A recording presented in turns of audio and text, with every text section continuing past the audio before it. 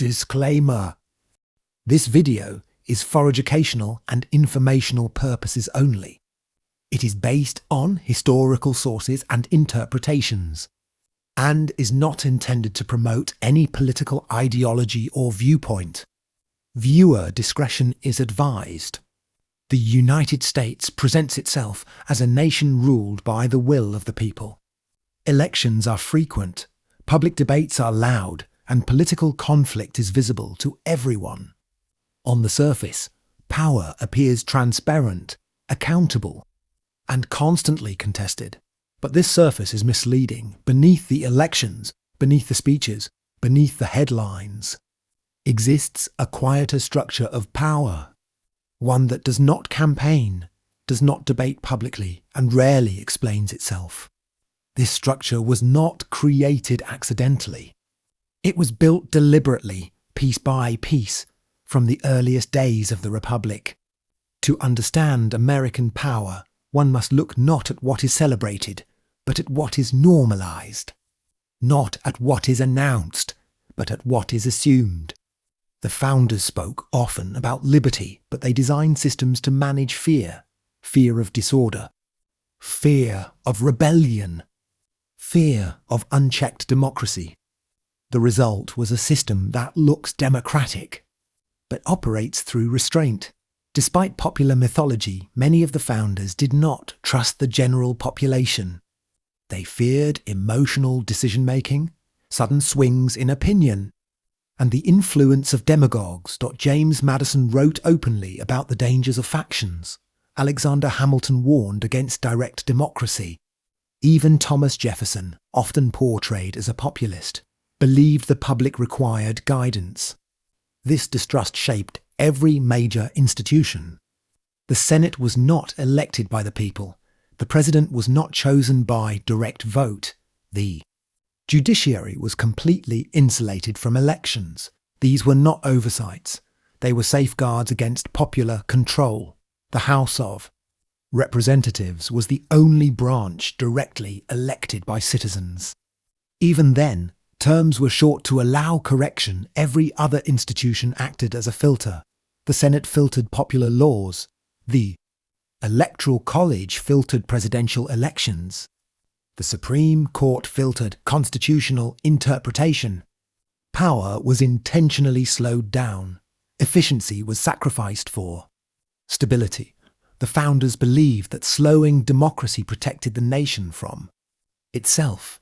The Electoral College was not created to reflect the popular will. It was designed to buffer it. Delegates openly stated that the public could be misled, that regional interests might overpower national ones, that direct elections could destabilize the Union. So they created intermediaries. This system still exists today, long after its original justification faded. It continues not because it is democratic, but because it is institutional.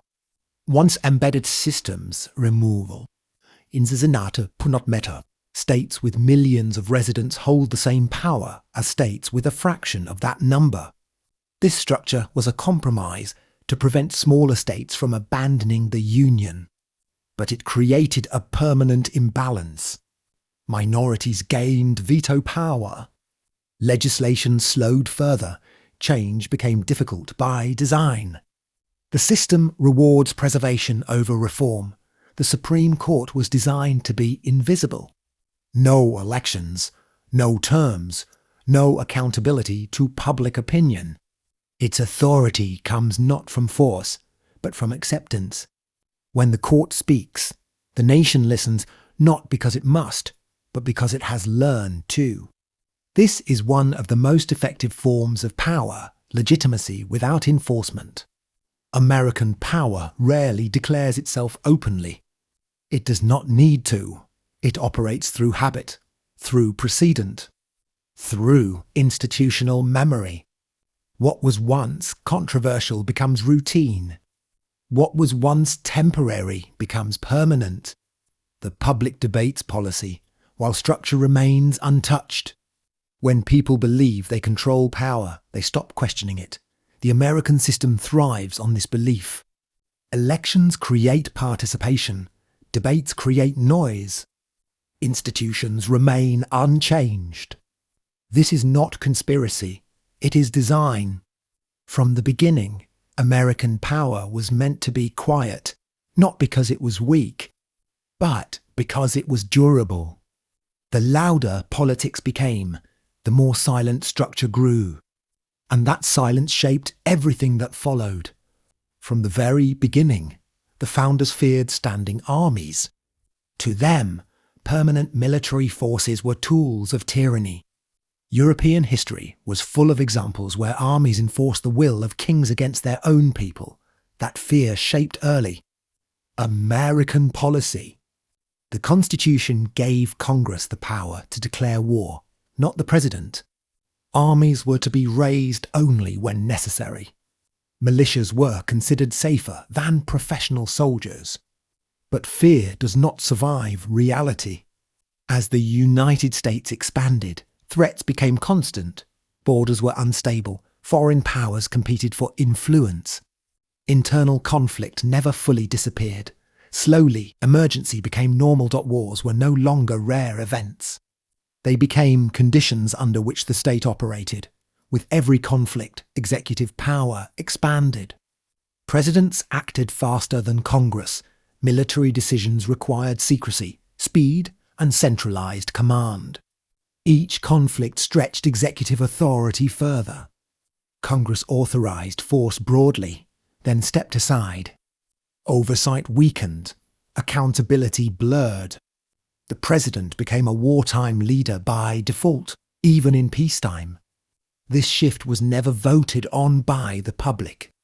It emerged through repetition. After World War II, a new structure solidified. Permanent military bases, intelligence agencies, global surveillance. Defense contractors, the national security state was born. Its justification was simple: constant readiness. Its consequence was profound: constant power. Decisions moved behind closed doors. Information became classified. Public debate lost access to facts. Power no longer needed explanation. It only needed permission. Secrecy protects strategy. It also protects authority. When information is hidden, challenge becomes impossible. Intelligence failures are classified. Operations are justified after the fact. Mistakes are buried under security language. The public is told to trust institutions they cannot see. And over time, scrutiny. While military power dominates attention, financial power operates silently. The creation of the Federal Reserve marked a turning point.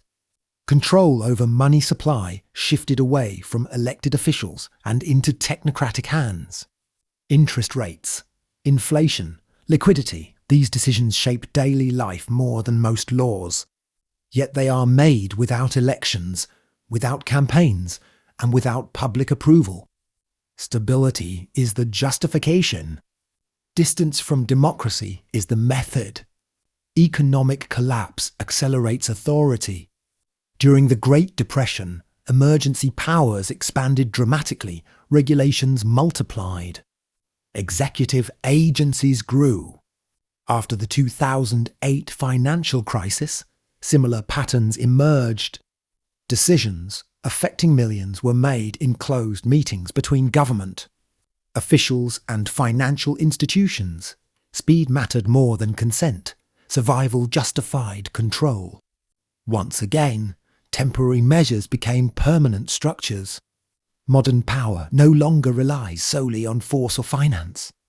It relies on data. Surveillance systems operate continuously. Algorithms filter information. Platforms shape public perception. Control does not require censorship. It requires prioritization. What people see determines what they believe matters. What they never see never becomes political citizens' vote. They debate. They argue endlessly. But structure remains unchanged. Participation provides legitimacy without authority. The system does not fear anger. It fears disruption. As long as outrage remains contained within approved channels, power remains stable. The American system is resistant to reform by design. Multiple veto points, layered institutions, conflicting authorities. Every path to change is slow. This protects stability. It also protects power. Those who benefit most from the system are the least exposed to its consequences. American power did not grow through conquest or conspiracy. It grew through fear. Fear of chaos, fear of collapse, fear of instability. Each fear justified another quiet decision, another compromise, another expansion, another layer of authority. By the time power became visible, it was already normalized. The United States does not rule through force alone. It rules through systems that feel inevitable, structures that seem permanent, decisions that appear neutral, power that rarely speaks its name. This is not the story of a hidden enemy. It is the story of a design that worked exactly as intended. Power does not need to shout. Power does not survive on force alone. Force is expensive. Force creates resistance. The most stable form of power is consent. In the United States, control rarely depends on repression. Instead, it depends on agreement, or at least the appearance of it. This is where media becomes essential. From newspapers to television to social platforms, information has never been neutral. What changes over time is not bias, but concentration. When information sources are many, power is fragile. When information sources consolidate, power stabilizes. Early American media was chaotic. Pamphlets attacked leaders openly. Newspapers were openly partisan. Conflict was visible. Over time, media professionalized. Objectivity became a brand. Neutrality became authority, but neutrality did not eliminate power. It disguised it. Editors decided what mattered. Producers decided what framed reality. Silence became as influential as speech. What was not reported slowly stopped existing in public consciousness. Television changed everything. Politics became visual. Emotion replaced argument. Image outweighed substance. Short segments rewarded simplicity. Complex structural issues disappeared. Personal scandals dominated attention. Power learned a critical lesson. People respond more to feelings than facts. From that moment on, politics became performance. Choice creates legitimacy. But limited choice creates control. The American political system gradually settled into a rigid two-party structure, not by law, but by incentives. Third parties were marginalized. Electoral rules punished alternatives. Media framed elections as binary conflicts. Voters were encouraged to choose sides, not solutions. As long as citizens argued horizontally, left versus right, power remained untouched above them. Conflict became containment. Anger does not threaten the system. Unfocused anger sustains it. Outrage cycles keep attention moving. Every scandal replaces the last. Nothing lasts long enough to produce reform. People feel engaged. They feel heard. They feel exhausted. Exhaustion reduces resistance. Social platforms promised decentralization. Instead, they delivered algorithmic control. Visibility became currency. Engagement replaced truth. Speed destroyed reflection.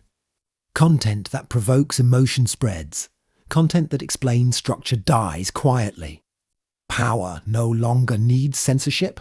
It needs amplification. Modern control is passive. People volunteer data. They share location. They document themselves. Surveillance no longer feels invasive. It feels normal. What is normalized is no longer questioned. Most resistance targets symbols.presidents.parties.personal.it, but structure remains untouched. Real power does not reside in individuals. It resides in systems that outlast them. Changing leaders without changing structure resets nothing. Stability is not free. It demands limits on participation. It rewards compliance. It punishes disruption. The American system prioritizes continuity over justice, predictability over transformation. This is why reform is slow. This is why power endures. There is no secret room controlling everything. There does not need to be. Power is distributed across institutions that reinforce each other: military, finance, media, technology. Each one limits the others just enough to survive. Together, they form a closed loop. The United States does not maintain power through fear. It maintains it through belief. Belief in choice. Belief in freedom. Belief in participation. These beliefs are not false. They are incomplete, and incompleteness is enough. Power does not need to hide. It only needs to whisper. Created and narrated by State Whisper original script and production.